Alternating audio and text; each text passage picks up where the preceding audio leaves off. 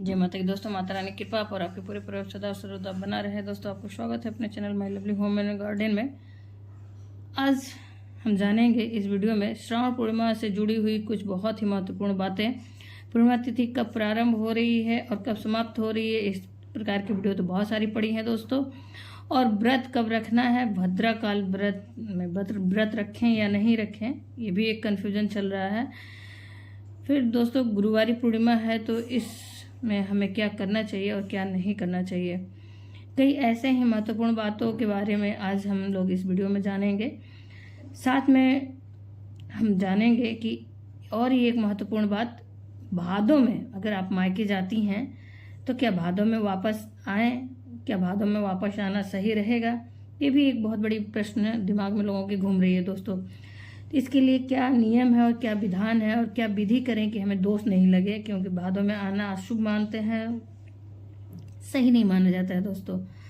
तो दोस्तों, बने रहिए हमारे चैनल पे अंत तक और इस वीडियो को अंत तक अवश्य देखें। और बहुत सारी महत्वपूर्ण बातें, ऐसा ना हो कि बीच बीच में छोड़ के देखने से आधी अधूरी जानकारी मिले। अगर मेरे द्वारा दी गई जानकारी आपको महत्वपूर्ण लगे, उपयोगी लगे तो लाइक तो अवश्य करिए, मेरे चैनल को सब्सक्राइब करिए, साथ में बेल नोटिफिकेशन को अवश्य ही दबाइए, जिससे आने वाले वीडियो की जानकारी आपको समय से प्राप्त हो सके। दोस्तों, कोई भी प्रश्न या सुझाव हो तो कमेंट बॉक्स में लिख सकते हैं।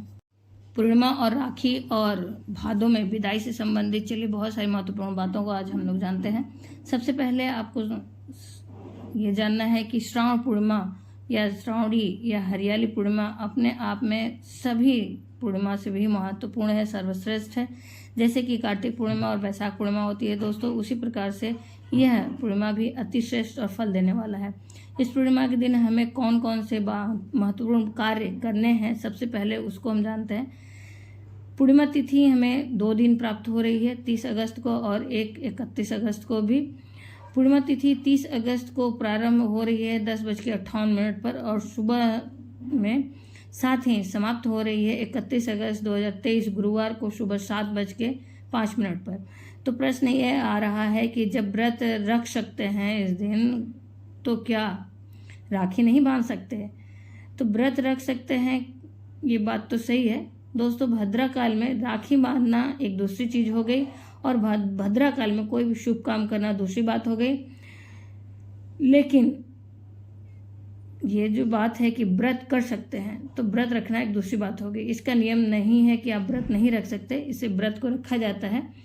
व्रत 30 अगस्त को ही रखा जाएगा और चंद्रदेव को अर्घ देकर जो पूजा की जाती है वो 30 अगस्त को ही प्राप्त हो रहा है दोस्तों। तो 30 अगस्त को संध्या काल में शाम के जो है आपको अर्घ देना है चंद्रमा को, विधि विधान से उनका पूजा करना है और सारे दिन का फलाहार रखना है। मीठा कुछ भी आप खा सकते हैं, मीठा फलाहार बना के, और चंद्रदेव को अर्घ देने के बाद अर्घ आप विधि विधान से पूजा करें, नैवेद्य से पूजा करें, धूप दीप नैवेद्य से पूजा करें चंद्रदेव का, और अर्घ अवश्य दें दूध से, उसमें थोड़ा मीठा डाल लें, कच्चा दूध में थोड़ा सा मीठा डाल के अर्घ दें।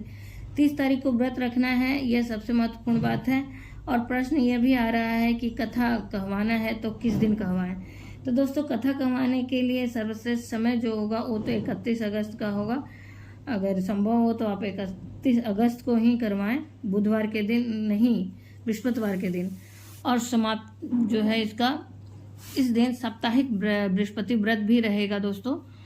तो आप इस बात का ध्यान रखिएगा। साप्ताहिक व्रत में जैसे एक अन्न खाते हैं, तो वो सुबह पूजा वगैरह करने के बाद आप सारे दिन का व्रत रखिए, फिर उसके बाद संध्या काल में जिस तरह से बृहस्पतिवार का व्रत करते हैं उस तरह से कर सकते हैं। और सुबह में पूर्णिमा का विधान कर सकते हैं, स्नान दान का विधान कर सकते हैं दोस्तों।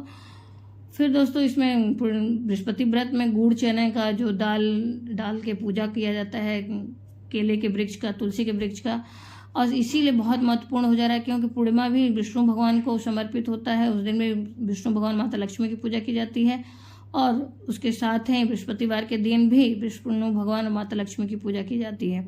साथ में पूर्णिमा श्रावणी है तो शिव जी की भी पूजा की जाएगी दोस्तों।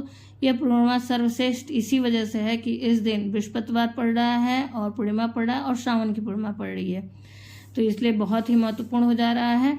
लेकिन स्नान दान की जो पूर्णिमा है वो 31 तारीख को ही होगी। वो सुबह में जो समय आपको प्राप्त हो रहा है उसी के बीच में करना होगा। और कथा भी यदि आप कहवाना चाहते हैं तो वो भी 31 अगस्त के दिन ही श्रेष्ठ होगा। और दान के लिए भी आपको 31 अगस्त का दिन ही शुभ है।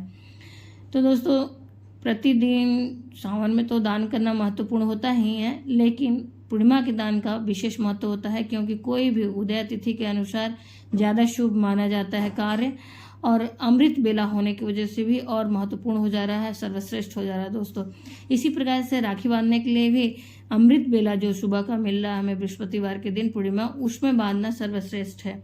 इस बात का आप कन्फ्यूजन बिल्कुल न डालें कि 30 अगस्त की रात से जब अगर पूर्णिमा भद्रा खत्म हो रही है तो कल राखी बांध लें, बिल्कुल नहीं बांधना है दोस्तों। उसे भी शुभ नहीं माना जाता है रात्रि का समय का, क्योंकि रात्रि की राखी बांधना बहुत सारे लोगों के मन में संशय ऐसे भी है, तो जो आपका बताया जा रहा मुहूर्त उस हिसाब से भी अच्छा नहीं है। तो स्नान दान और राखी के लिए जो है आपका 31 अगस्त ही 7:05 के अंदर अंदर ही करना है दोस्तों। इसके लिए सुबह थोड़ा जल्दी आपको उठना पड़ेगा, थोड़ा जल्दी प्रयास करना पड़ेगा, क्योंकि बृहस्पतिवार है तो पीपल के वृक्ष की भी पूजा होगी, तुलसी मैया की, और साथ में केला की भी पूजा होगा, केला के वृक्ष का भी, ये सारे देव वृक्षों की भी पूजा होती है इस दिन। तो आप विशेष ध्यान रखिएगा कि कैसे आप मैनेज करेंगे, थोड़ा सा अफरा तफरी रहेगा, लेकिन माता लक्ष्मी और विष्णु भगवान के साथ साथ अपने भोले भंडारी को भी प्रसन्न करने का समय है, और भाइयों को भी प्रसन्न करने का समय है, राखी बांधने का समय रहेगा, तो सारी चीज़ों को मैनेज करके चलना है दोस्तों। और इस दिन पीपल के वृक्ष में कच्चा दूध थोड़ा मीठा डाल के और हल्दी वाले पानी से सींचा जाता है, और इसी प्रकार से तुलसी और केले के वृक्ष की भी पूजा की जाती है, चना दाल गुड़ वगैरह डाल के, तो अवश्य कर लीजिएगा। इससे संबंधित वीडियो पहले से पड़ी हुई है बृहस्पतिवार के दिन के पूजा का, बृहस्पतिवार व्रत की कथा का भी पड़ा हुआ दोस्तों, वहाँ से आप चेक कर सकते हैं, वहाँ से आप जान सकते हैं विधि पूरा। दोस्तों इस दिन पूर्णिमा है तो माता लक्ष्मी को भी खास रूप से रिझाया जाता है, और उनकी पूजा जो की जाती है पूर्णिमा के दिन, तो उसमें खीर का भोग अवश्य लगाया जाता है। तो आप इसका भी ध्यान रखिएगा कि आप खीर भोग में अवश्य लगाएं माता लक्ष्मी और विष्णु भगवान को प्रसन्न करने के लिए। दोस्तों ये तो बात रही क्या करना चाहिए और क्या करना नहीं है इस दिन, उस पर जान लेते हैं।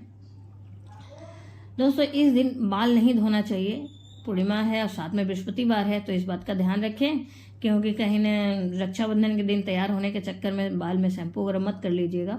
खास करके शादीशुदा महिलाएं तो बिल्कुल भी ना धोएं, इस दिन किसी को भी नहीं धोना चाहिए। साथ ही कपड़े आप डीप जो होता है घर या कपड़े पे डीप क्लीनिंग की बात होती है कि नहीं करना चाहिए। अगर कपड़े घर पे धुल रहे हैं तो सिर्फ पानी से धुलें। घर में पोछा भी नहीं लगाना चाहिए बृहस्पतिवार के दिन, हमारे बुजुर्गों के अनुसार भी और हमारे शास्त्रों के अनुसार भी। इस दिन दाढ़ी बाल नाखून भी नहीं काटने चाहिए, ना कटवाने चाहिए। साथ में वस्त्र वगैरह पे भी साबुन नहीं लगाया जाता, शरीर पे तो लगाया नहीं जाता, कपड़ों को भी साबुन से नहीं धुलना चाहिए। और साथ में धोबी के यहाँ भी कपड़े धुलने के लिए नहीं देना चाहिए बृहस्पतिवार के दिन। तो दोस्तों ये भी मान्यता है कि अपना पैसा भी किसी को नहीं देना चाहिए, ना ही इस दिन किसी से उधार लेना चाहिए, ना ही देना चाहिए, क्योंकि ये लक्ष्मी है और उस दिन हम लक्ष्मी को प्रसन्न करने के लिए पूजा करते हैं।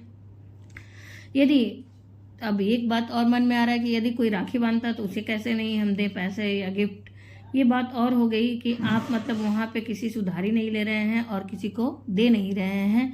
तो इसके लिए एक काम आप कर सकते हैं कि जो पैसे आपको देने हैं राखी बांधने के बाद, वो पैसे आप बुधवार के दिन ही उनके निमित्त निकाल के पहले से रख लें, तो वो हो जाता है। तो इस बात का भी ध्यान रखें दोस्तों कि इस दिन कभी भी गलती से भी पैसा ना लेना है, ना देना है किसी को। और रही बात गिफ्ट, आप दे सकते हैं, गिफ्ट देने में कोई भी दोष नहीं है। और अब बात आता है दोस्तों कि भादो, जब राखी बांधने हम लोग जाएंगे, बहनें जाएंगी अपने भाइयों के यहाँ, तो राखी बांध कर जब वापस आती हैं तो उस दिन भादो शुरू हो जाता है, उस समय से भादो शुरू हो जाता है। तो क्या भादो में मायके आया जा सकता है क्या? तो एक प्रकार से देखा जाए तो भादो में आना जाना दोनों ही वर्जित रहता है, शुभ नहीं माना जाता है। भद्रा होता है, भद्रा भाद्र पक्ष ही बोलते हैं उसे।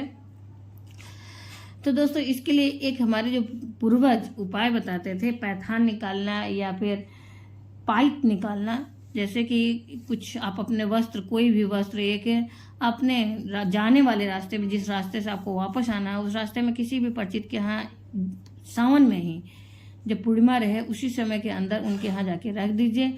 और जब आप वापस आने लगे तो आप वहाँ से वो कपड़े वस्त्र वहाँ से ले लीजिए। माना जाता है कि जिस दिन आप कपड़े बाहर घर से निकाल देते हैं उसी दिन से आपकी यात्रा शुरू हो जाती है दोस्तों। तो इस तरह से आप दोष लगने से भी बच सकते हैं और आपकी यात्रा भी मंगलमयी रहेगी, क्योंकि इस प्रकार से हमारे पूर्वज पहले भी करते थे और अभी भी माना जाता है। अगर किसी दिन मान लीजिए दिशाशूल है, जिस दिन नहीं जाना उस रास्ते में, तो अगर जाना बहुत मजबूरी है, बहुत आवश्यक है, तो क्या किया जाता है कि कोई भी वस्त्र, छोटा सा आप अपना रुमाल या फिर एक कपड़ा कोई भी आप अपने परिचित के यहाँ, जिस रास्ते से आपको गुजरना है उस रास्ते के किसी परिचित के यहाँ रख देंगे और जाते वक्त उसे आप लेते जाइए। तो इस तरह से आप दोष लगने से बच सकते हैं। इस बात का ध्यान रहे कि जिस रास्ते से जाना है उसी रास्ते के उल्टे रास्ते में परिचित के यहाँ नहीं रखना है दोस्तों।